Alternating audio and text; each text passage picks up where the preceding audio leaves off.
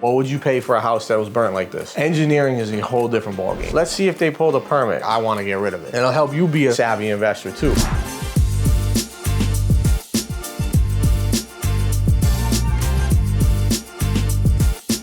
Firehouses. An investor buys one, right? What's the first thing that they should do? Making sure it's structurally sound, and if it's not, what do we need to do to make it structurally sound? In this case, was reinforcing this and redoing the entire second floor. Each floor joist that had any sort of remnants of fire damage was now sistered, so it was covered. Any engineer, structural engineer, will be able to handle it. Certain properties the cities know about. There was a fire department came, this place was a circus. They go in and they see there was no permits pulled, they put a lien on the property and you can't sell it. Not worth not pulling a permit. Like, what are you gaining? The $300 to pay for the permit? Get a general contractor, hold a permit, and keep it moving. When there's a fire damage, a lot of times they remove the CO from the house. If you don't have the CO, you can't get a loan. But that situation, they technically can ask you to rip everything down. And just how upset they are, they very well may. It's a calculated risk. I had about 20 minutes to make a decision. I paid $160 and I would have paid over $200 for this thing. Because what do you think it's worth? $400. $400 all day long. Pay $160, put $60 into it. I'm out of here $220. It makes sense. In this market, those numbers work really well. Remember that when you deal with these investors, point out these things, these will help you keep these guys. When I started out, once I lost credibility with certain things, I had no chance of keeping that person. Say what you mean what you say, and know what you're talking about.